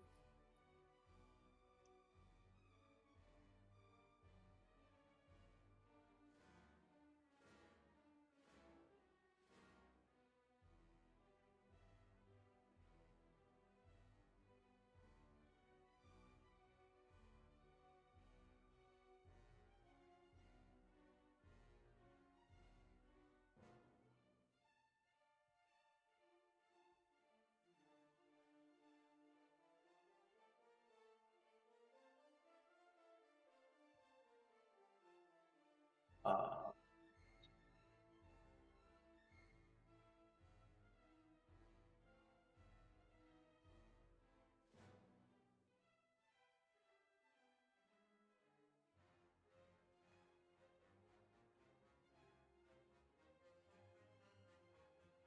Trying to make them good.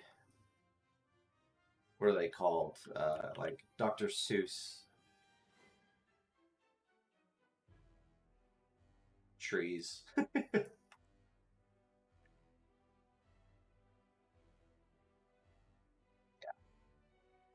Perfect. I'll take it. And we'll combine all these guys.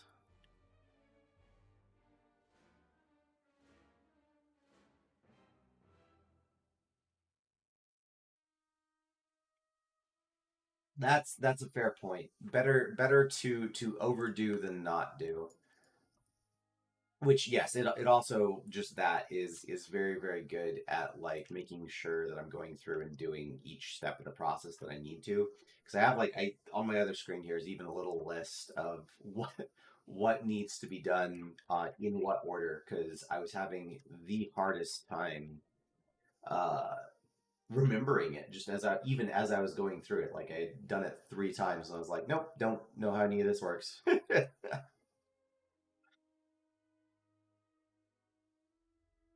Boom, boom, boom, boom. I think we'll do one really big guy, sort of actually in the middle.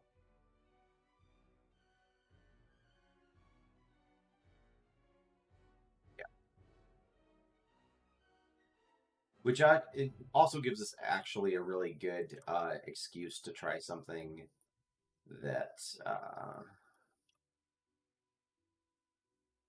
haven't tried yet, which is having one completely sort of eaten by another. One volume completely eaten by another volume. All right, last home stretch for our Bibby Bobs here.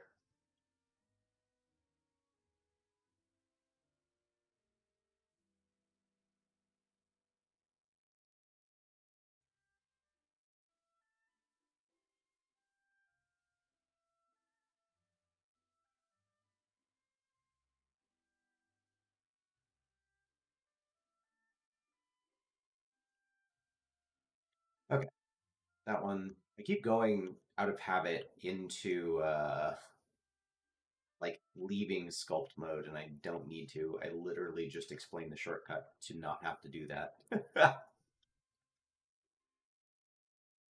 Smirt.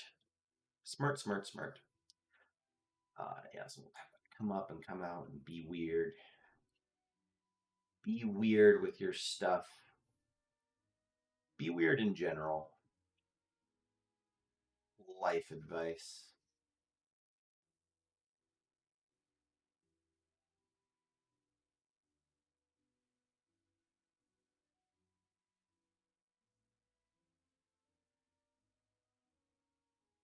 I think that looks kind of like a blob there.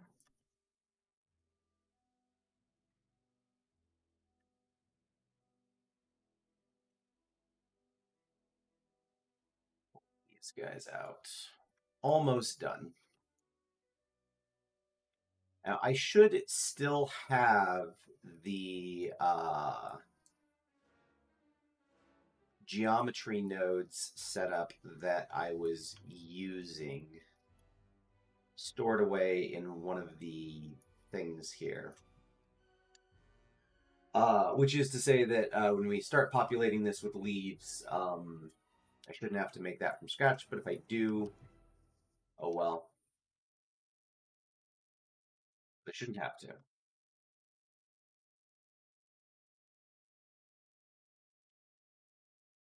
Instead, I'll just walk you guys through it. So I have a lot of overlap going on for this. And that's kind of what I want as an experiment with my super tall tree. There's not a reason why I'm doing it on the super tall tree in particular. It just seems like a good one to experiment on.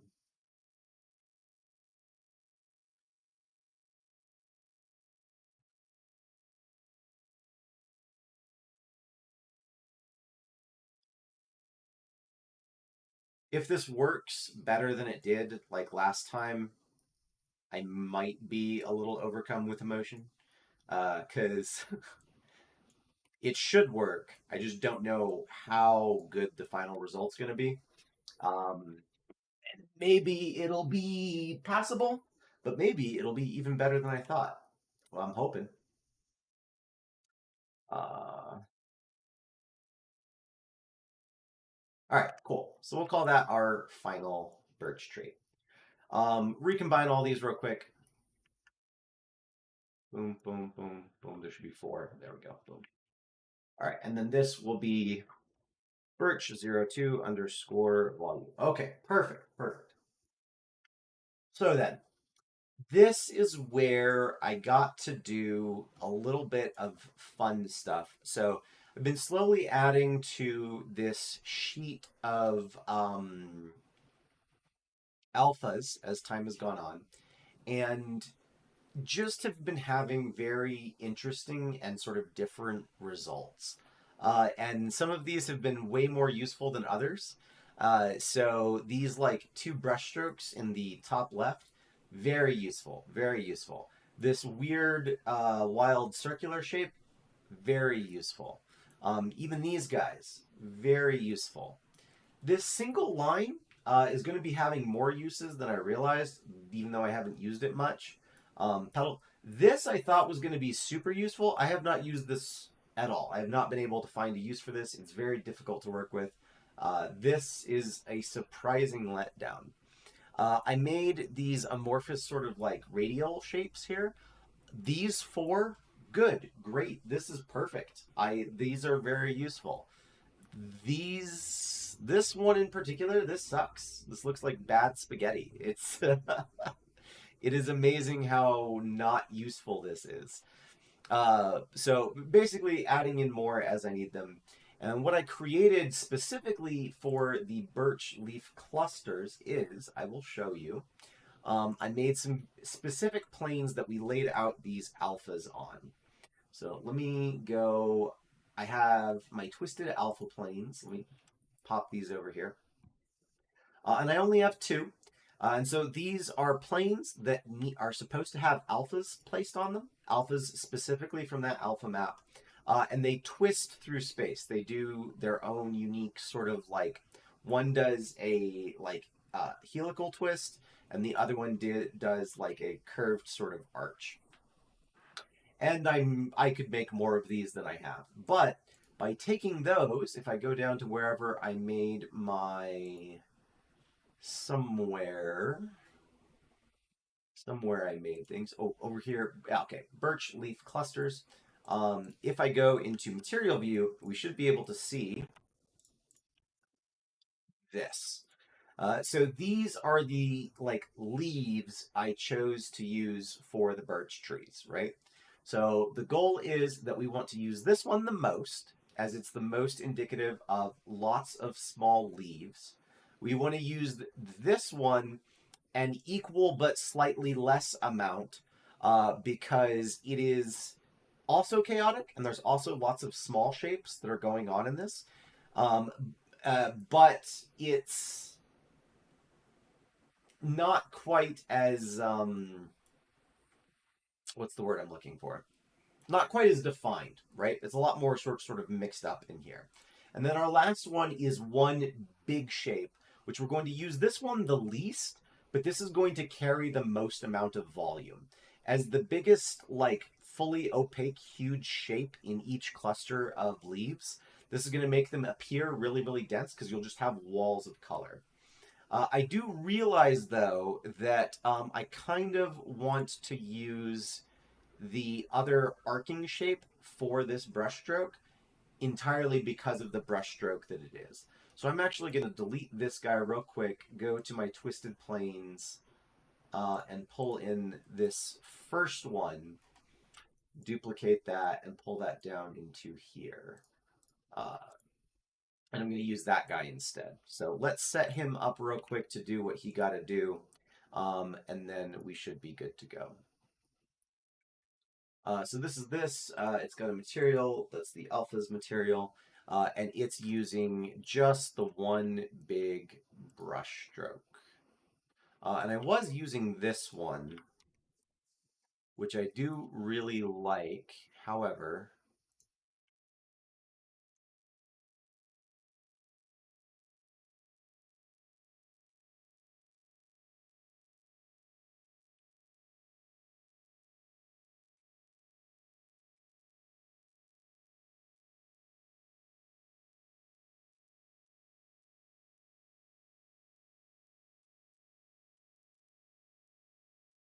and amusingly, that doesn't curve quite. Oh, I know why that doesn't curve. Hold on. I'm so sorry. Let me probably all of those. Yes. Yes. Okay. That's why. Um,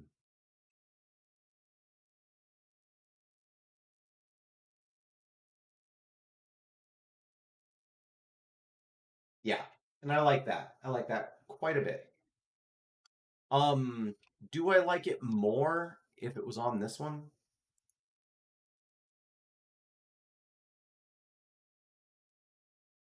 Maybe.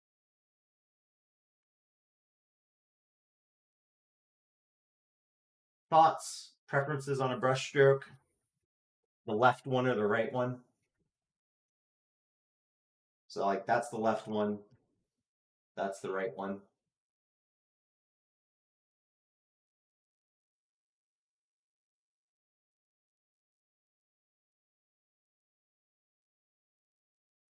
Maybe I'll go with the left one.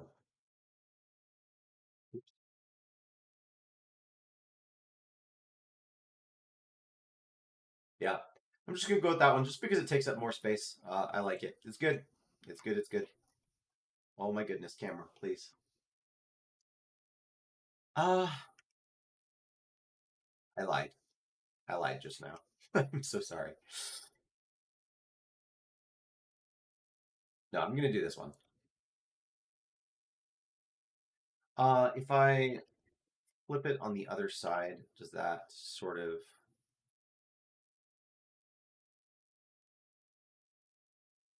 I can do that. That's what I'll do. Just flip it upside down.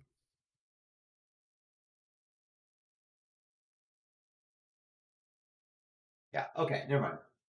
Yeah, me too. Me too. I agree. I think the one on the right is better. So okay, so that's going to be our shape there. So I'm going to rename these real quick. Leaf medium, leaf big, and then this one will be leaf small. Um, Hide those away. I don't need those for the time being. I do think they all need to be in the same location, so I lied. Move that back, move that back. Perfect. Now I can hide those. So going back to, we'll just start at tree 0, and we're going to do this one leaf cluster at a time. We'll grab these, take them, separate them all so by loose parts, so that they're now each their own individual volume. And I should have in here, if I give them geometry nodes, I should have this one, which is the mess of geometry nodes that does what it needs to do there. Real quick, I'm going to change the order of these so that they're in an order that makes any kind of sense whatsoever. First up will be leaf small. Second up will be leaf medium, and then third up will be leaf big. Shout out to Lazy Weekend, especially if you're in here at the moment. Uh, there was someone Lazy Weekend who brought up that I was not using the indexes of instances to change and sort of fuel what was going on in my graphs here. And so, because of that, what was happening was a lot of my transformations that I was doing, it was doing the same transformation for each leaf, right? So things would be rotated, but all of them would be rotated at like the same angle. So, shout out to Lazy Weekend for helping me refine the process of using these guys here. So what we're going to do is if I come up to, and all of these should have things and stuff. All right, so in our first bit of nodes here, and I might put this on the, no, well, I'll talk about it. So what we're doing is first we've got the core object, which is the volume we made. And we're turning that mesh into a volume. Then we're distributing points in that volume. We're getting the index of each point, and then we're putting an instance on all of those points. This instance is one of the cards we made in this first one. These are the small leaves. And I'm actually going to hide just a number of these other ones so that we can see things one at a time. So here, coming in and saying, okay, and let me actually go back into material preview. So this is our small leaves. I want the density to be higher, but I want the scale to be a lot lower. And we'll do the scale from maybe like 0.5 to 1 and see what that looks like.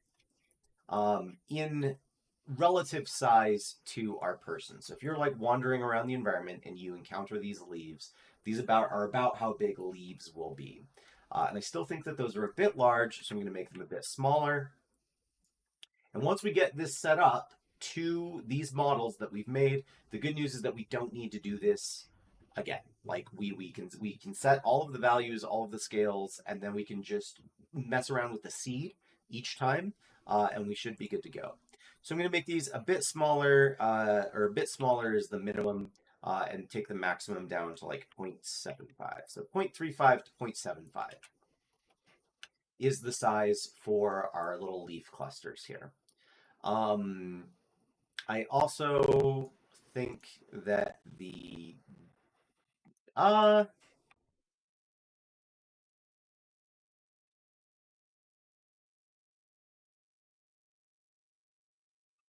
I don't know.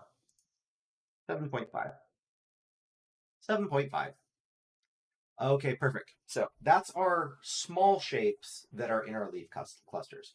So going back to talking about the trees, and when we were like worried about the silhouette, is another thing that you want to have in any sort of design you're doing is you want to have variation between big shapes and small shapes, right?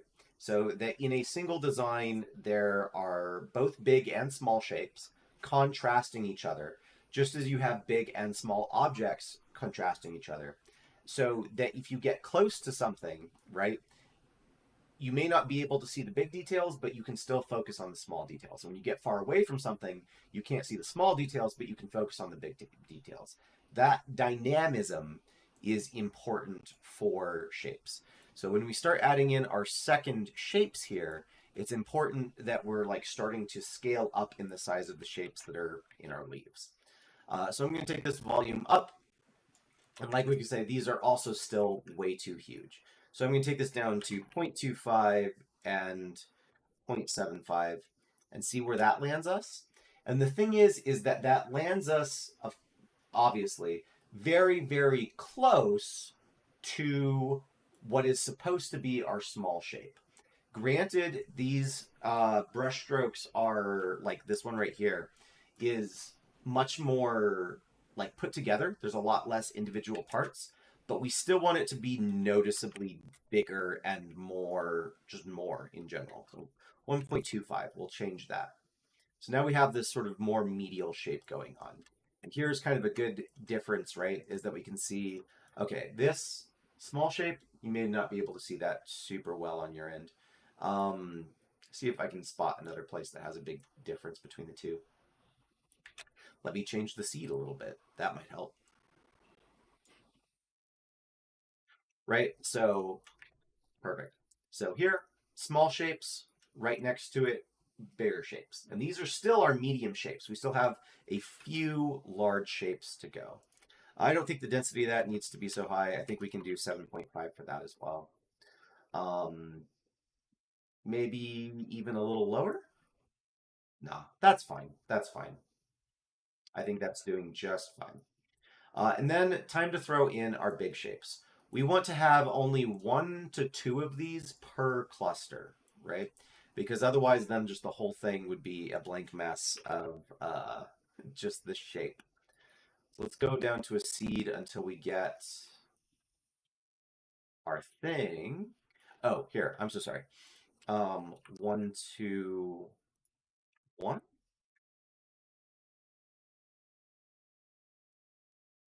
Weird. I'm not seeing the shape at all. Oh, wait, there it is. Why is it invisible? Oh, goodness. Why is it invisible, guys? Shape shouldn't be invisible.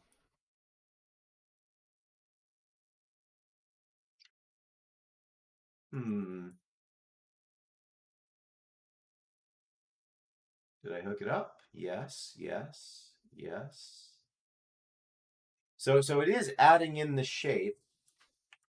Let me make sure that I'm not losing my marbles here. Oh, it's, excuse me?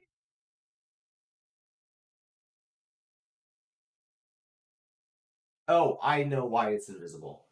So, like, this was stuff that was like flustering me so much the other day. And again, is part of the reason why I'm like, these programs are so huge and so complex and there's so much going on that, oh, do I know why they're doing this? Well, maybe I don't. I thought I did.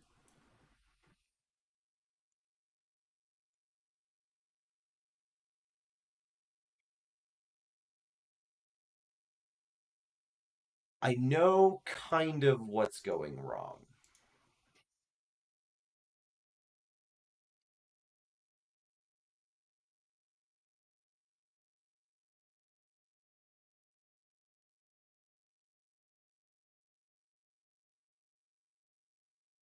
Hmm.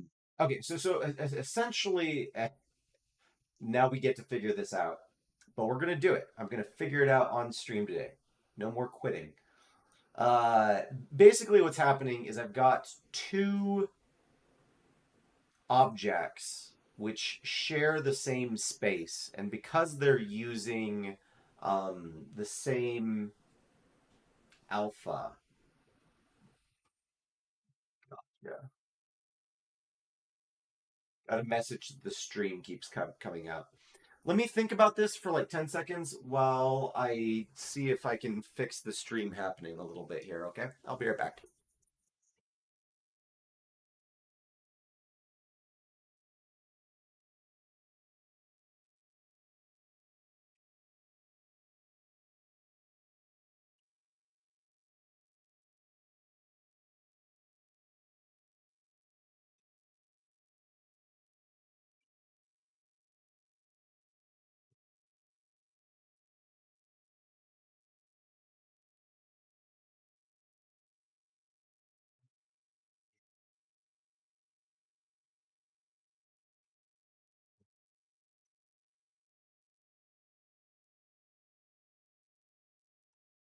Let me also make sure that Steam is not doing anything that Steam likes to do, which is download and update every game all at the same time, always and forever.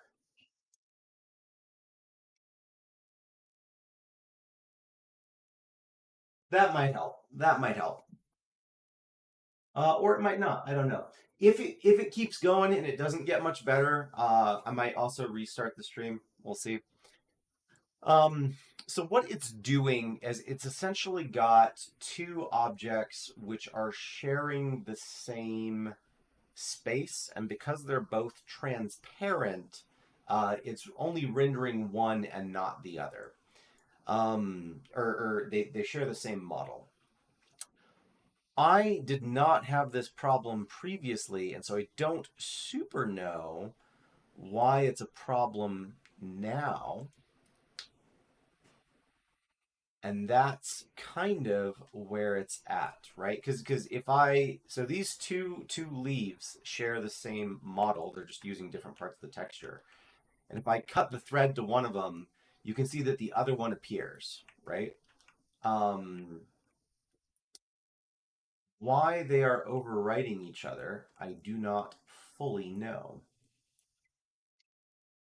We all have different seeds. We're all doing different stuff. I guess technically these don't have different seeds, but that shouldn't change anything really. Um, these guys also have different seeds. Are they're all getting stuff? We're all doing everything. Oh, you're not doing anything. And you're also not doing anything. Did I not?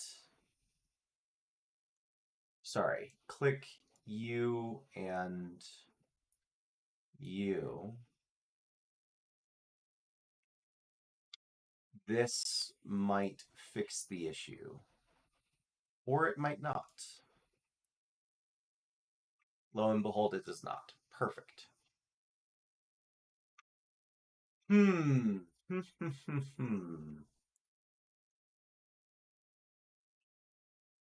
What's your deal? Yes, now they are truly Z fighting, like the entire cast of Dragon Ball.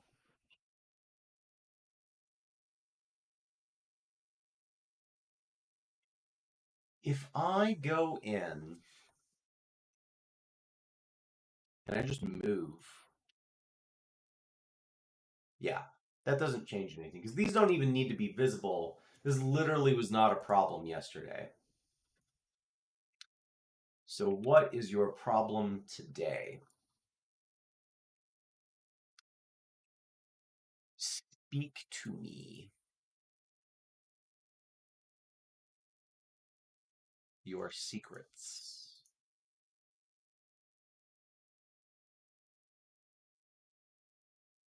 Why is this a problem today and not yesterday?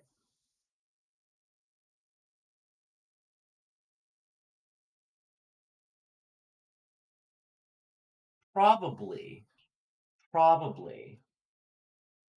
But like it's weird that it wasn't even causing issue, right?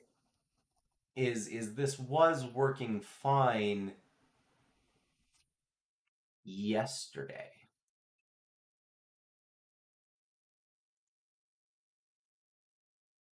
Let me try just for funsies. Uh hiding a couple of these things. Let me try hiding this. Let me try hiding this. Uh, I had, this was what I was doing yesterday, right? Add this. No, sorry, not that. This. And today it's not doing the same thing. Today it's already also not working. Okay. Fascinating. I'm gonna quick try closing and relaunching Blender and see literally the thing that was working yesterday.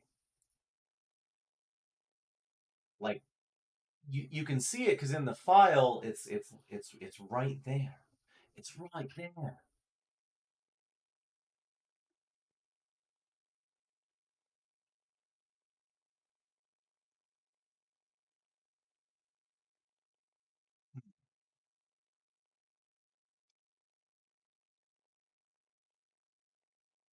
Yeah, if I presumably, but I don't remember having to do that.